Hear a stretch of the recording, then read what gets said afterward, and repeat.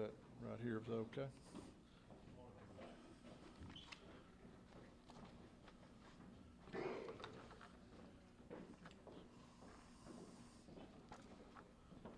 We got some chairs for y'all. Should be one for every one of you.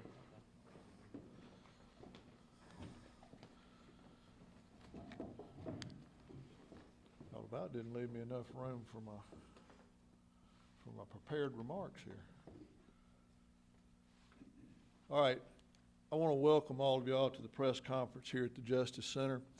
And the first thing I want to do, though, is I want to, everybody in the room here, we're going to have a moment of silence for the victim of a 1988 murder, Karen Lane, in Cordova, and a moment of silence for her family. Tonight, hopefully, justice will be rendered for the killer of her down at Atmore, as hopefully the death sentence that was handed out for the first time in Walker County history in about 50 years when it happened occurs tonight. So I want to have a moment of silence for her and her family.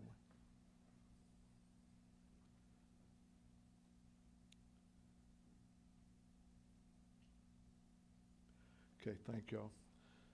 I want to start off and introduce myself and the people that are here with me. I'm Bill Adair, the District Attorney for the 14th Judicial Circuit. Over to my right is Chief Alan Benefield of Alabama Peace Officers Standards and Training Commission.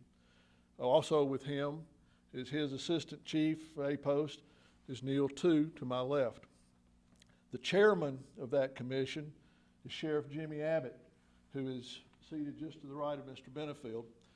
And as chairman, he is the sheriff, just to let you know, of Tallapoosa County, and he's been sheriff for over 30 years in Tallapoosa County, and he is the chairman of the commission. Also to my left is Kathy Stewart. She's the lead investigator for the commission that started this investigation of this matter. Also to my far right is Thomas Govan. He's an Assistant Attorney General for the state of Alabama, and I want to thank his boss, who's Mr. Steve Marshall, for allowing him to be here, as the Attorney General will assist me in prosecuting this case. Now, before going over the substance of the announcement, which are the findings of the Walker County Grand Jury, I want to make a few preliminary remarks. 2.5 years ago, the death of Tony Mitchell in the Walker County Jail triggered a response from my office to begin an investigation into the circumstances of his unlawful death.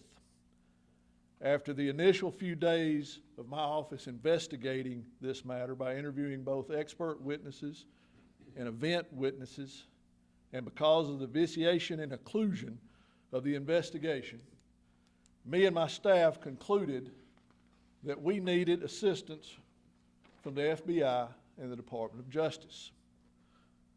Since that time, my office and the federal authorities have been working in a cooperative effort to fully investigate this situation. Now, I want to make this very clear to all the media here and for the citizens of our county. I fully support the Department of Justice and the FBI in their investigation of that matter.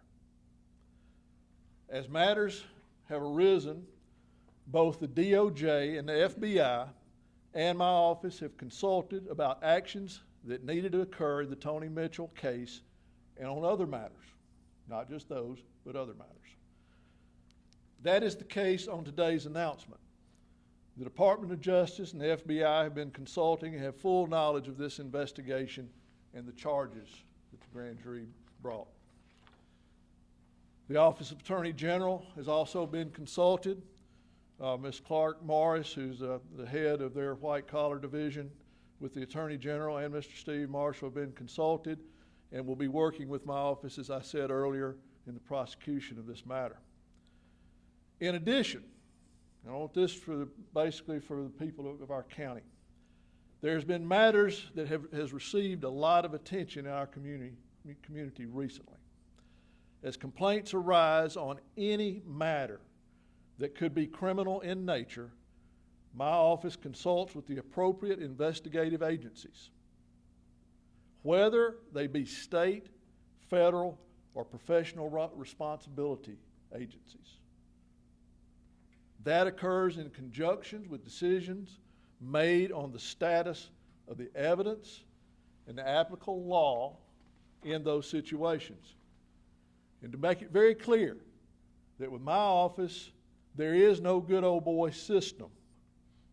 When those complaints come in, we get in touch with the agencies that are supposed to investigate those matters.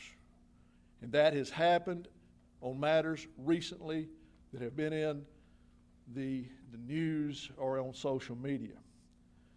Now, secondly, I had questions from several of you a few weeks ago, some of y'all that I see here, concerning court filings and my position on those court filings. I don't play the social media game, and it was not appropriate at that time for me to comment on those matters. But let me make this very clear. In my office, no assistant DA, nobody else makes decisions on those matters. I make the decision on those matters. And I made a decision in that matter, not an assistant district attorney. The motion that was the subject of some of y'all's questions and was mooted by me only after the sheriff's office complied. They had not complied only till later that afternoon, that day. And only after that did I moot that motion. Now, there's been a lot of discussions recently that I have followed, even though I don't really like to get into the social media situation. And I'm not really going to comment on some of that because I think it is very obvious from everybody here and from the things that have led up to today that there is no local politics going on in this. I think everybody can see that, all right? But I want to preface my remarks with every defendant is presumed innocent until proven guilty or by plea. The May term of the Walker County Grand Jury has returned 2 indictments. The first is a 6-count indictment of Sheriff Nick Smith in violation of Title 36-2150 of the Code of Alabama as it relates to the appointing of non-APOST certified law enforcement officials to a position of deputy sheriff. And the key word there is appointment, okay, because that's in the law and that's a term of art. And appointing non-APOST certified law enforcement officers to the position of school resource officers in violation of the state of Alabama law, which requires SROs to be APOST certified. At the times of the alleged violations found by the grand jury, these crimes were misdemeanors. I think Mr. Benefield is going to go over that with y'all shortly about how that may change in the future. Violations of this statute carry the potential punishment of not more than 3 months for each count and a possible fine up to $500. Okay? The second indictment returned by the May term of the Walker County Grand Jury is a 1-count violation of Title 36-2150 of the Code of Alabama against Chief Deputy Ralph Williams. This case relates to Chief Deputy violating the Alabama Peace Officers Standards and Training Commission Administrative Code 650X 2.05, i.e. that he provided false and misleading information in responses to the APOST certification of Mr. Nevis McDonald. Again, at the time that this was alleged to have occurred by the grand jury, this crime would be a Class C misdemeanor and carry not more than 3 months up to a $500 fine on each count. And obviously with Mr. Williams, that's 1 count. Now, finally, the grand jury also made some recommendations and findings from this term. And this is actually signed by the foreman of the grand jury. And this was a unanimous vote of the grand jury. And I'm going to read those to you. Findings and recommendations of the May 2025 term of the grand jury for the 14th Judicial Circuit. After hearing from numerous witnesses and reviewing numerous documents, the grand jury makes the following findings and recommends the following actions. Number 1, A, that the school resource officer, commonly known as SRO program, is a valuable tool to ensure the safety of school campuses in Walker County and the city of Jasper. B, that a top priority for the success of these programs is having trained, qualified, and personally fit personnel of the highest quality around the most highly valued citizens, our children. C, the state of Alabama requires SROs to be Alabama Peace Officer Standards and Training Commission, commonly referred to as APOST, certified. So no law enforcement agency should appoint or assign a non-APOST qualified individual to school as an SRO. D, that the Walker County school system should modify its existing policies and procedures, and in the future, ensure any SRO have actual verified proof from the appointing agency that the SRO is qualified by APOST. Additionally, the grand jury encourages the Walker County school system to modify its existing policies and procedures, and in the future to not authorize payment to the Walker County Sheriff's Office for any SRO without proper APOST certification. E, it is also recommended that continuing law enforcement education for SROs shall be a top priority for both the schools and the appointing agencies. Okay, number 2, that was the first recommendation as it regards to SROs and that program in the school systems. Number 2, that if Walker County employees, including law enforcement, are employed under the civil service laws and regulations, that said agency should follow the civil service laws. The grand jury notes that law enforcement emergencies arise, but these exceptions should be very rare and thoroughly documented to the Civil Service Board when they occur. Number 3, that due to the number of recent arson charges attributed to e-cigarette misuse by inmates in the Walker County Jail, e-cigarettes pose a safety risk to the staff and inmates at the Walker County Jail. The grand jury recommends that e-cigarette sales to inmates at the Walker County Jail be discontinued and a safe alternative be substituted. And that is signed the grand jury foreman. Those are the recommendations from this term concerning those areas. Now, one final thing I'm going to say, and I'm going to turn it over to Mr. Benefield. The indictment with the sheriff has, the number was 6 counts. And I think that 3 of them are totally SRO. One of them's a combination on Mr. Harrison that has SRO and doing work as a deputy sheriff when not APOST certified. And then I think there's 2 on there that I think are totally doing deputy sheriff work and never were APOST certified, one of those being Nevis McDonald. So that is the indictment on Sheriff Smith. Now, at the end, I'm going to let Mr. Benefield get up because he has several things he would like to say. I will take limited questions at the end when after Mr. Benefield is finished. I am limited by the state bar on a lot of things I can go into with the facts of this case, but I will try to take some limited questions there at the end. Okay, Mr. Benefield?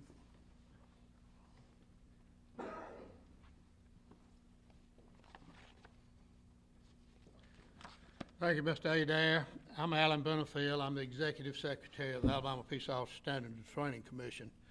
And I've got a news release that I'm going to share with you in just a second and explain how we came to Walker County in the first place.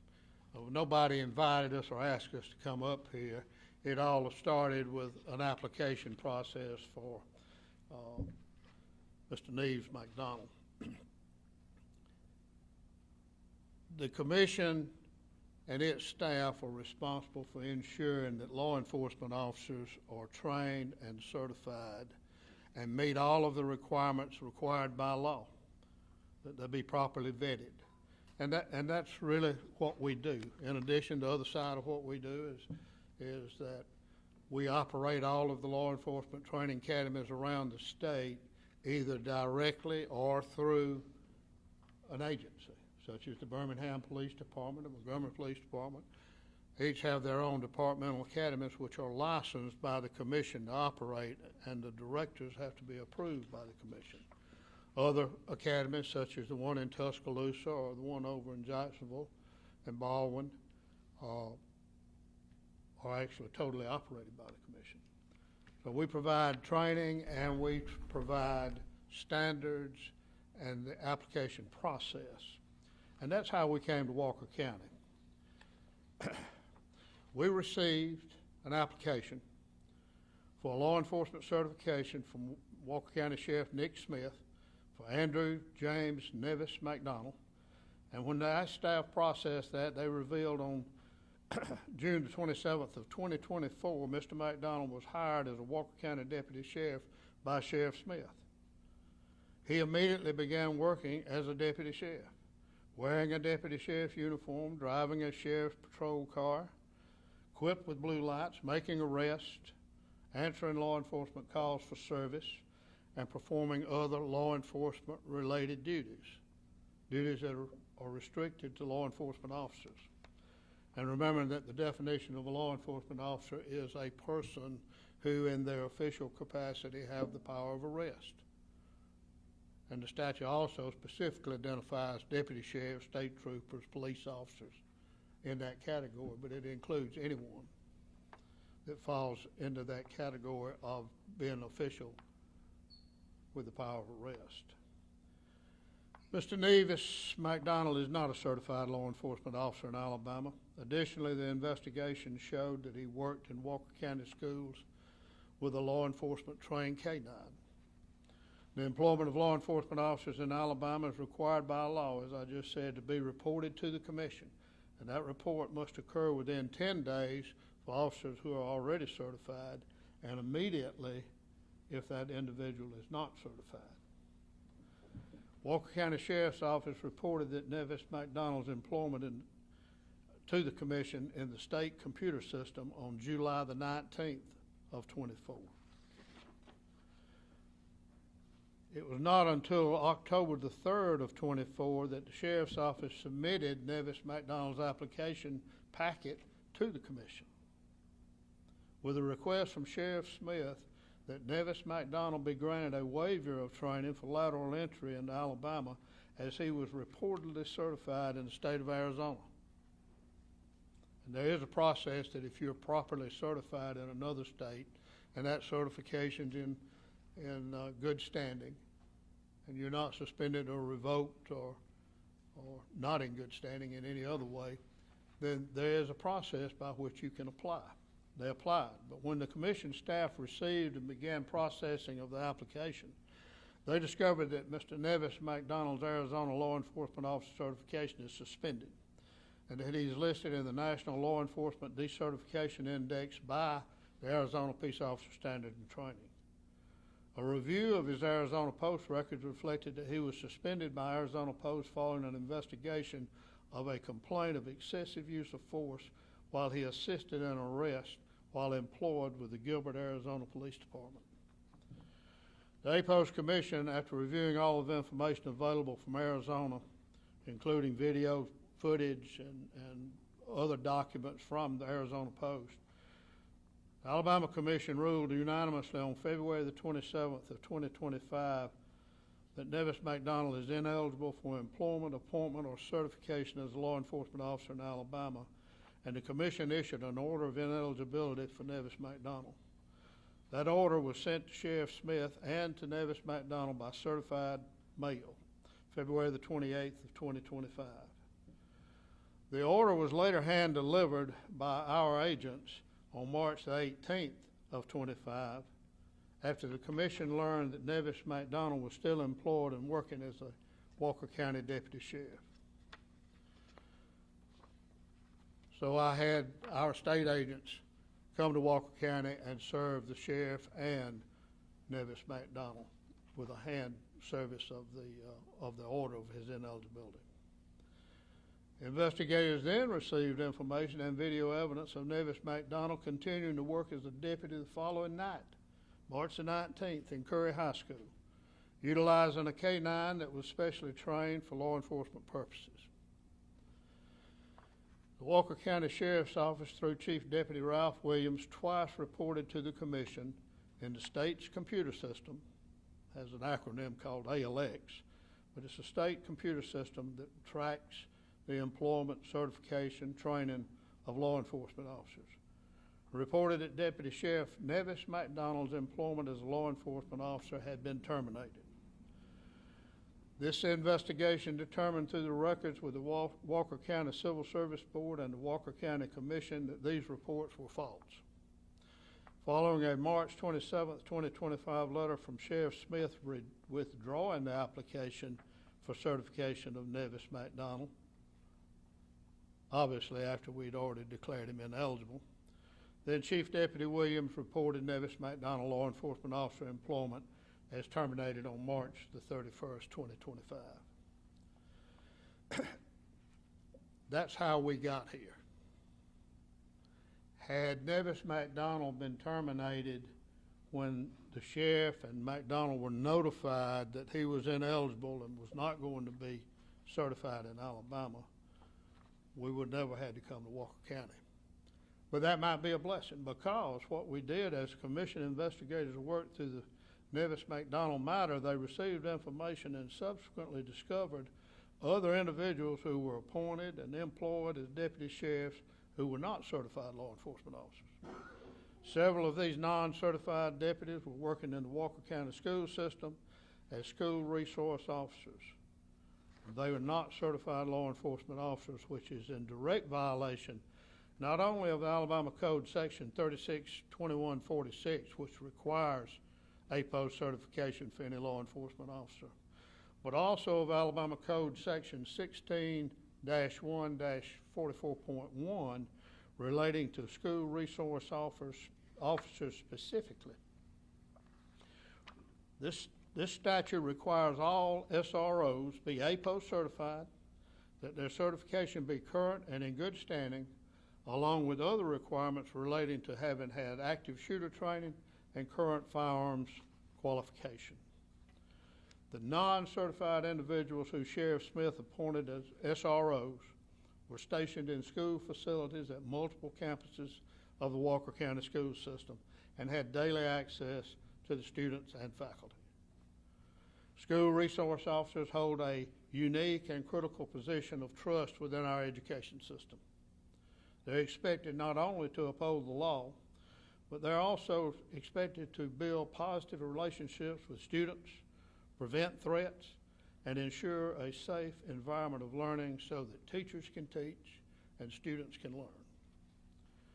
The grand jury of Walker County handed down the indictments which were just announced by District Attorney Adair, charging Sheriff Nick Smith with multiple offenses, including violating state certification requirements for law enforcement officers as required by the Alabama Peace Officer Standing Training Commission.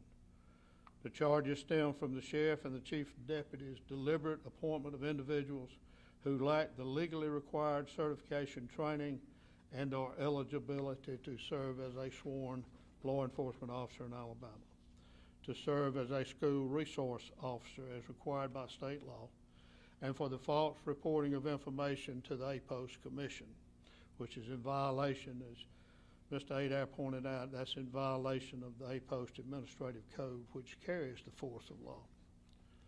These indictments reflect the Commission's unwavering commitment to uphold the integrity of law enforcement in our state, the safety of our schools, and certainly no individual is above the law when deliberate decisions put the safety of our children, our school educators, and their staff at risk.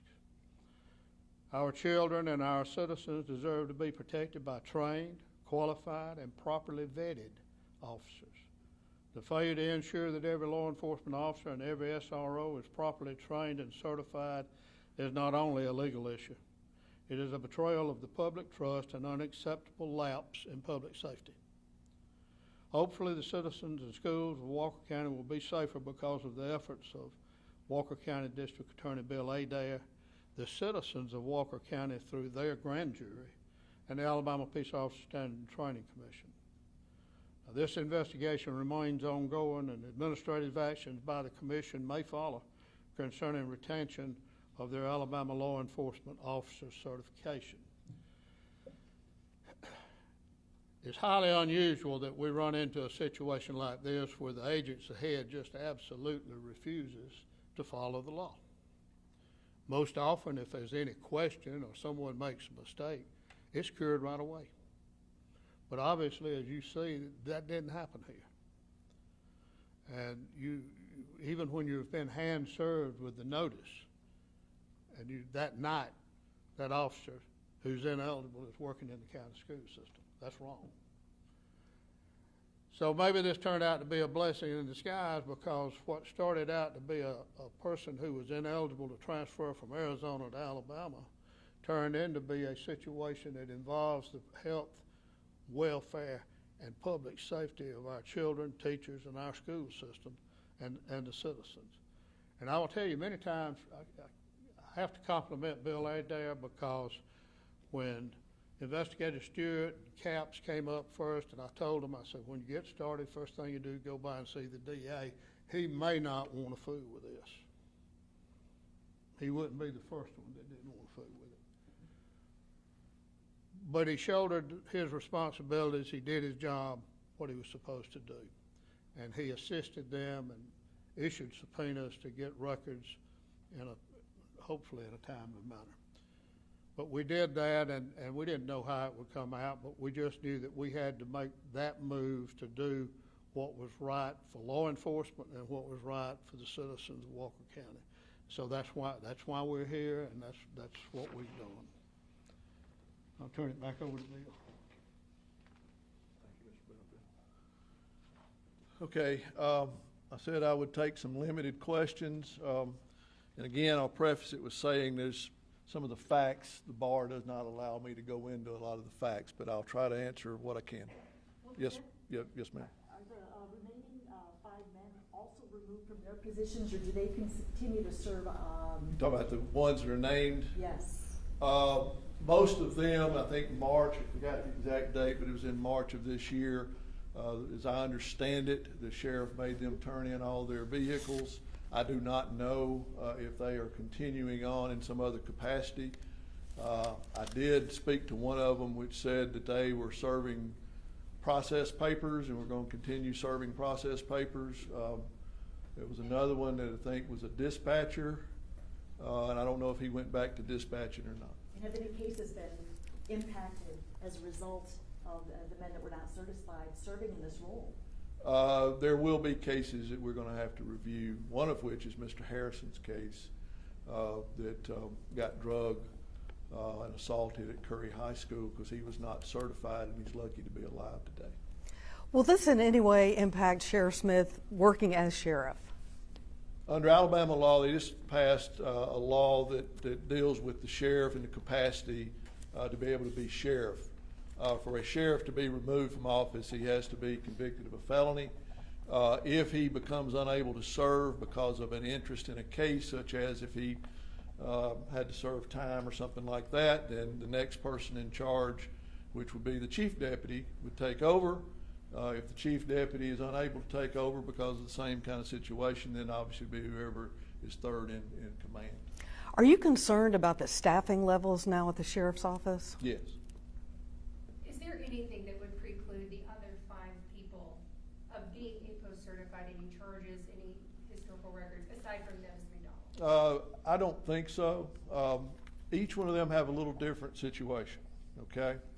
And without going into the facts, if you read the indictments very carefully, you can see that they're worded that some of them might have had one disqualification and others might have had another disqualification. Such as one of the things Mr. Benefield didn't say is that you also have to be physically fit. And I think I mentioned that in my opening statement. Yes, it's part of being certified. Bill, Nick sent out a statement yesterday. You may be aware of what was said in it at the very end of it. I just wanted to give you a chance to respond to what he said. He said, I did not play a role in either of the DA's campaigns. He should remove himself from mine. Well, I want to speak to that. I'm glad that you asked that.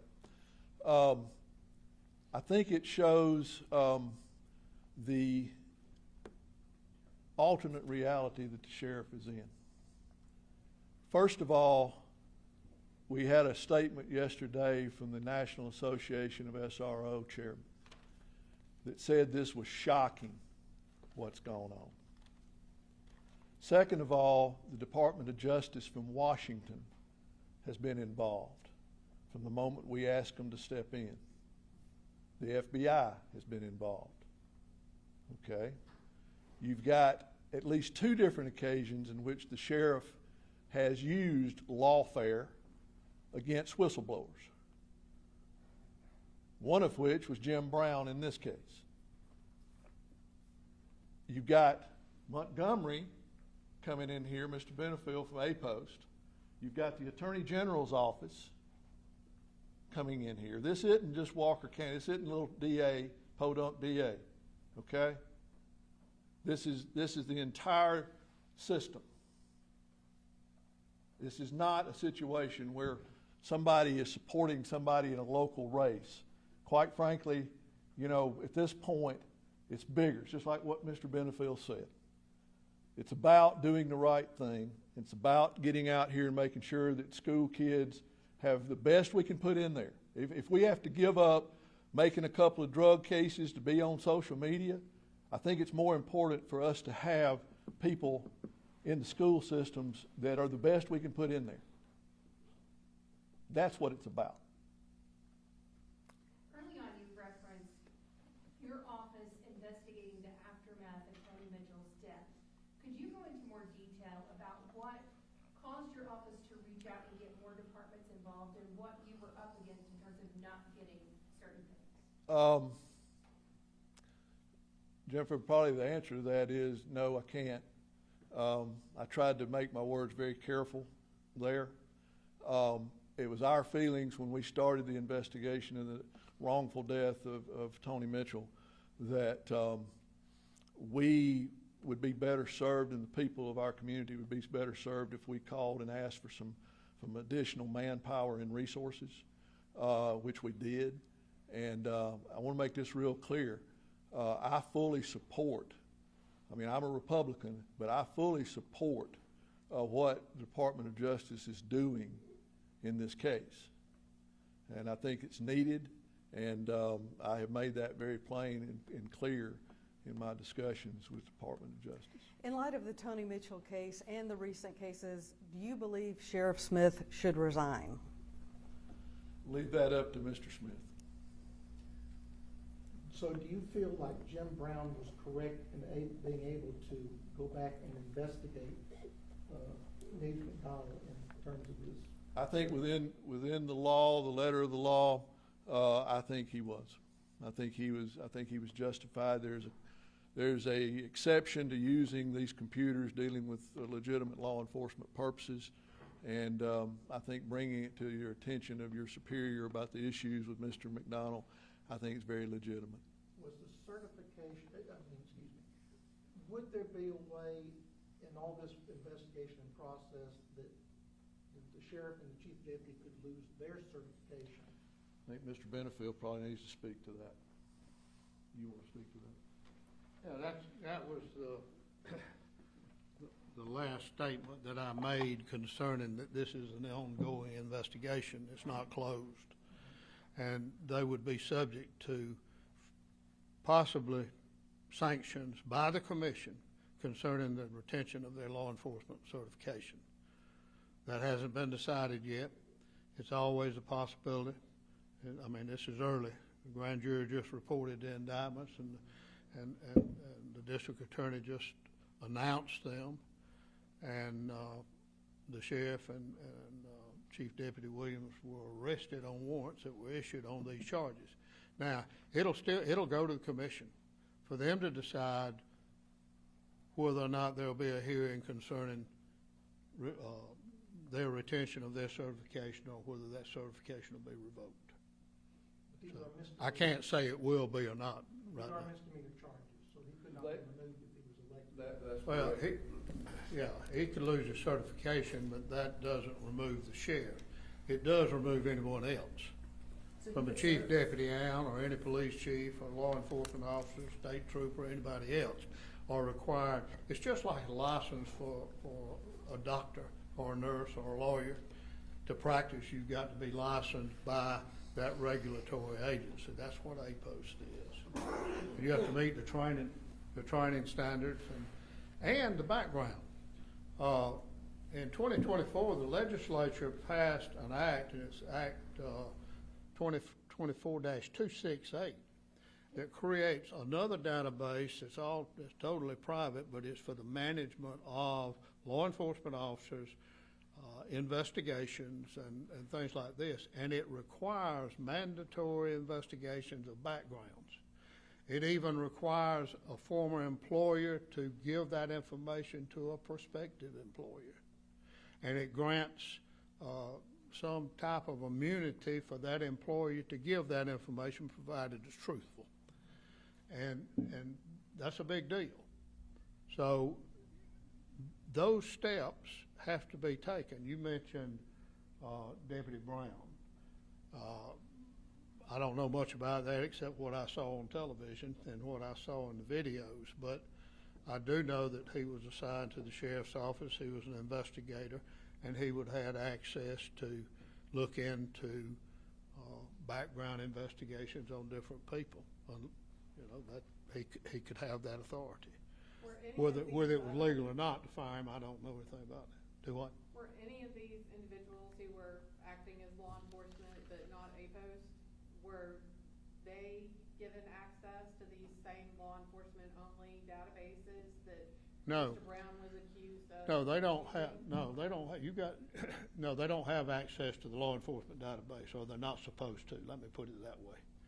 Well, were they? When we talk about Were law they? enforcement databases, I was talking about the 268 database. There are other databases that Brown used called LETs, NCIC, that are controlled by LEA and the CJIS that law enforcement has access to, restricted. And you have access to that with certain conditions so far as divulging of information and this kind of thing. Mr. Benefit, are you aware of any other sheriffs in the state of Alabama that are not APOST certified? You said that there's a chance the commission could decide to revoke his. To my best memory today, every sheriff in the state of Alabama is APOST certified. I remember when APOST was created by an act of the legislature in 1971, and some of these laws that the indictments stem from were adopted in 1971. That's why they're misdemeanors. The legislature just this year, in an act passed legislation and an act signed by Governor Ivey that takes effect October the 1st, would make all of this felony violations, a Class C felony. Just to be clear, both Nick Smith and Ralph Williams, both of them, there is the possibility that the commission could decide to hold a hearing on the retention of their APOST certification. That's correct. For both individuals. Yeah. And see, the people that you're talking about that are not APOST certified, that are working as law enforcement officers, we have no knowledge of them because they've not been employed or appointed as a law enforcement officer, and the sheriff's office didn't report them to us, so we had no way of knowing who they are. They're just a civilian that's working improperly as a law enforcement officer. How scary is They had no more. They technically had no more authority than a private citizen. How scary is that? How scary is it? I think it's dangerous for the community. I think it's dangerous for our school system and our teachers. I mean, that's why you have a separate statute going beyond just the certification of law enforcement to be SROs. I haven't seen the video from the National NASRO, I think they call it, National Association of School Resource Officers, who just met this past week down in R&B, had a big conference there for state resource officers. But they were appalled. Frankly, I am too, that you would put a non-certified individual, not trained, doesn't know how to deal with irate individuals or active shooters. They've had none of that training. They're not certified. They're not you don't know if they're physically fit or mentally prepared, because if you're certified, you have to undergo a psychological evaluation. You have to undergo physical examinations. And then you have to pass the academy, and that academy is 560 hours today. It's 14 weeks long. What's the line between what was happening here and impersonating a police officer? I'm sorry, I didn't hear all of that. What's the line that's between what was happening here, where a civilian was acting as a law enforcement officer, versus someone impersonating a police officer? It won't be October 1st. Because that act specifically amends impersonation to include these situations. Jennifer, the impersonation includes language called falsely pretend. That's the key words for that statute. I think that goes to the heart of whether or not the grand jury can find that somebody was pretending or not, because there was enough legitimization behind it that I don't know that you could have met that burden. With the new law that Governor Ivey and Mr. Benefield and APOST has pushed, it makes that a lot easier situation to step into as a prosecutor. It's a clear line. Yeah. Mr. Adair and I discussed impersonation as it currently exists. And I don't know what the grand jury thought or how they discussed it or what they did, but I do know in our discussions that it's very possible to believe that whoever was acting in that capacity was doing so at the direction of the sheriff. The sheriff said, I appointed you, you go do this. Yes, sir. In your career, sir, have you ever seen anything like this where you have a sheriff allegedly? Yeah, I'm sorry, he didn't what? Yeah, in your career, have you ever seen anything like this where you have a sheriff that's allegedly put non-certified folks in these positions in all of your years? I've never seen anything that reaches to this extent. I've seen a lot in my career, and but to blatantly defy the law, to ignore the law, and without getting into anything about the investigation of the particulars of the charges, Walker County Sheriff's Office has a contract with the Walker County School System to provide SROs, almost $400,000 a year.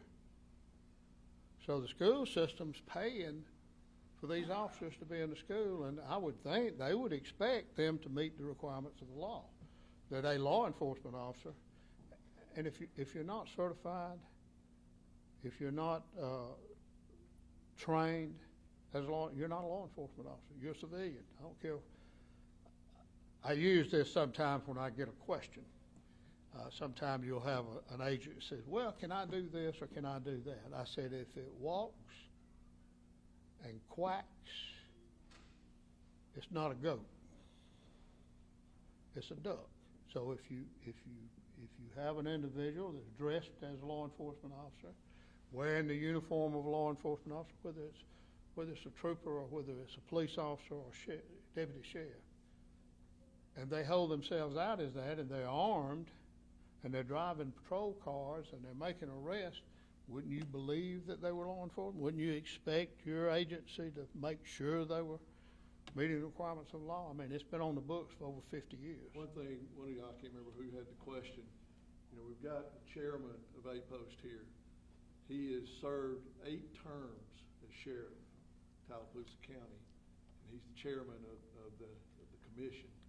So that ought to tell you how he came up here today to be here to make sure, on the question that John had, that this is bigger than just a local situation.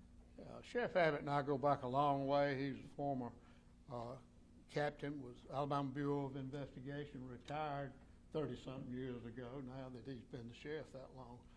And he served on the commission as chairman of the commission for more years than I can remember right now. But the Alabama Peace Officer Standards Training Commission is a professional organization. The members are professional law enforcement officers who've been around a long time, seen a lot, and are for one thing, and that's improving law enforcement and making sure that our law enforcement officers are eligible to be law enforcement officers, that they're properly trained, and that they follow the law and the rules. And when they don't, we remove that license. Based on your individual capacity, do you think Nick Smith is fit to serve?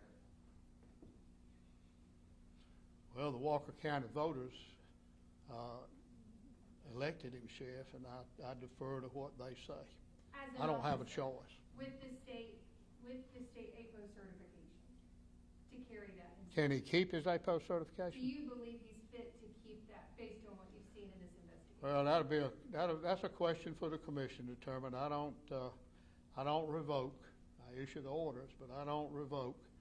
And the commission will consider the facts, and if they deem it necessary that either one of these individuals need to be revoked or suspended, then they'll issue that order. I will tell you this: we've got a commission meeting later this month, and we already have like a dozen revocations on the docket, and we have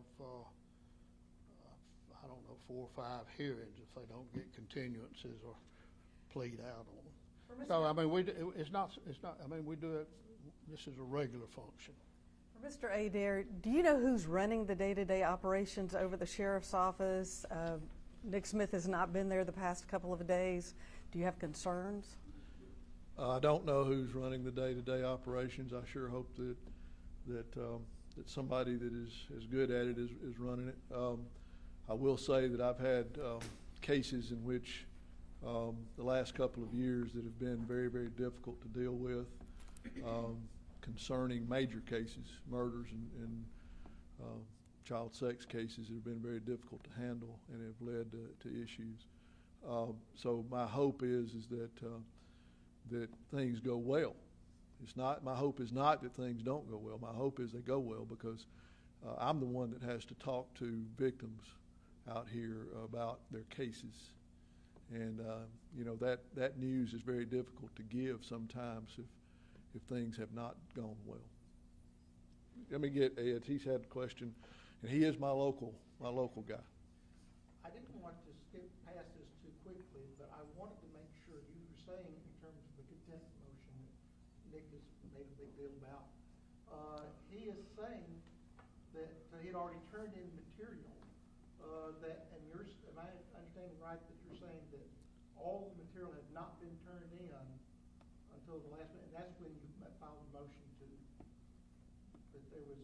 he still had stuff that he still had to turn in? Yes. By the way, on top of everything else, when did we say that this case is going to go to trial? We determine that? Obviously, the first thing that'll happen, our local judges will have to make some determinations into what they have whether they want to keep the case. I have to watch my words there as well. And they'll have to make that decision. If they all recuse, which sometimes in the past that's happened, then there'll be a judge to have to be appointed by AOC, which is the Administrative Office of Courts, and the judge would then have to come up and then go through the preparatory things to get a case moving. Since you mentioned some other problems, Judge Aldrich released orders recently that indicated that remote hearings had problems that were not being addressed by the sheriff, and that law enforcement was not showing up for cases in general. Do you feel that these problems in the sheriff's department are dragging down the local legal process? I think that there are several issues going on at once. And the answer to one of them doesn't necessarily mean it answers all of the problems, okay? Obviously, there are numerous cases that have had to be dismissed because of failure of the complainants to show up. But there may be some other reasons to give the benefit of the doubt in situations, dealing with overtime and things of that nature. I'm not going to sit here and castigate the sheriff's office for that, because there are issues with people numerous times having to come to court and it being difficult to be there because of overtime issues. But let me say this, and I'm saying that to my police officer folks that are over here, that if you make a case and you're willing to put somebody in jail, then whether you get paid or not, you need to show your butt up to court. Okay? Is there, on the street, we talked about this, and people talk about it to me. Can you comment about the culture of operation at the sheriff's department in terms of how it operates and its viewpoint of things and whether it needs correction? I have a lot of thoughts on that, Ed, but I'm gonna just say that I'm gonna leave that up to, again, there's ongoing investigations federally that are still ongoing. And there's been several things publicly put out there. And I'm not going to really elaborate on that. You know, I believe that in my line of work, so much of what we do is dependent upon good law enforcement work. You know, I led off this by saying that we don't go on a good old boy system here, regardless of what a lot of the people out in our county say. If something looks to be criminal, we immediately get agencies involved that need to get involved. If there are conflicts of interest on something happens in the city of Jasper or with Carbon Hill or whichever community it is, then we reach out to ABI or we reach out to another law enforcement officials from other locations to come in and investigate. And everything that y'all have read about and everything that y'all have seen out there that looks to be some sort of criminal situation, I am telling you that we have reached out and there are appropriate agencies that are looking into the matters, including professional responsibility organizations. Do you think that there will be action, based on your communications, is there any potential action expected later this year concerning the sheriff, or could there be indictments? I can't speak to that. I can say that in this situation that DOJ had full and complete knowledge of what we were doing, and we have been in partnership and cooperation with them on different matters, and we will continue to do what we've been asked to do. And I would just say for everybody here that I feel very good as a prosecutor, as a citizen of our community, that there are systems out there that look into these kinds of things and take it very, very seriously. I feel better overall, and I hope that we don't see these kinds of things shut down or ended, because I think things like this are important, because there are difficulties on a local level in investigating certain things. Tony Mitchell's family has said all along, no one from the county has reached out to them to apologize or anything. Would you like to make a statement to them at this point? Well, obviously, dealing with the death of a loved one is traumatic. I mean, it's terrible. You know, I've had to do that, and at the time that it happened with my father, I actually was on the phone with the sheriff, and he wouldn't say anything to me because he was sitting there looking at my father's dead body, and he couldn't say anything to me over the phone. So there are times where you can speak real freely with families, and there are times when it's difficult to do. I can't speak to what the sheriff's office has done or what other law enforcement agencies have done. I do know that the federal government does have crime victim specialists that help, and I'm aware that they have brought all those resources to bear in this situation. Yes, ma'am. Is there the possibility that if sheriff is found guilty of the 6 charges, I know they're misdemeanors, but is it possible he could serve jail time?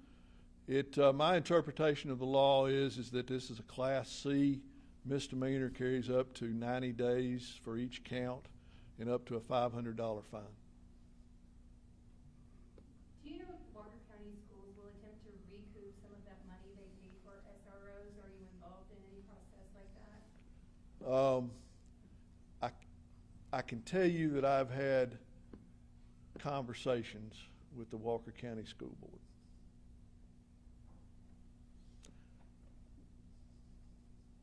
I know that doesn't really answer your question, but that's all I can say. Do other school systems routinely inquire with APOST to get verification that their SROs are actually APOST certified? I'm sure they rely on their local law enforcement agency that's providing the school resource officers. In this case, I believe that contract paid the money to the Walker County Commission, but the sheriff provided the SROs, and how that worked, I don't know, but that's generally the case.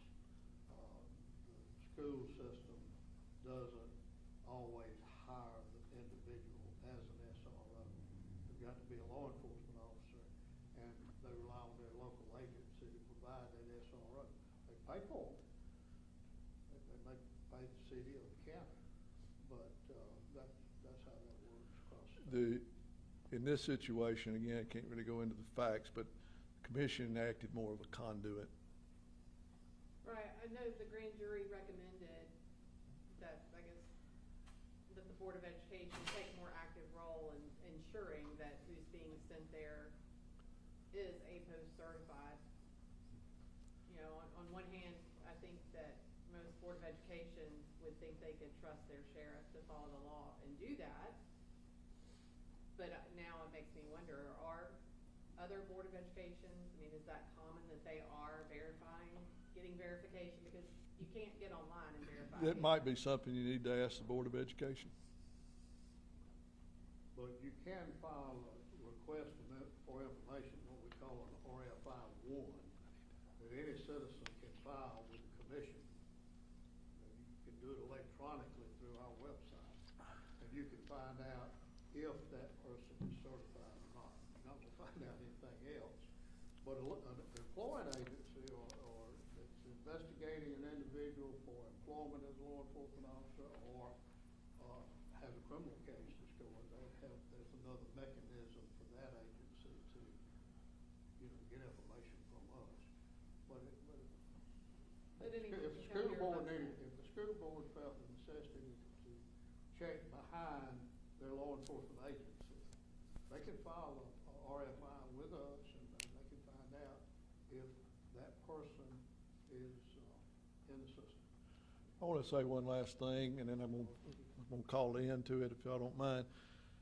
Kathy Stewart and Sue Peoples, I'd introduced Kathy earlier as a lead investigator. Both of them are the investigators for APOST, and they have spent several months in Walker County and talking, and I want to thank them personally for, they actually started this investigation, like Mr. Benfield said. I didn't even know they were in Walker County when they started this investigation, but they spent a lot of time up here, and they've gotten to see all of the good and the bad from our community. So I want to thank them personally for what they've done. Thank y'all.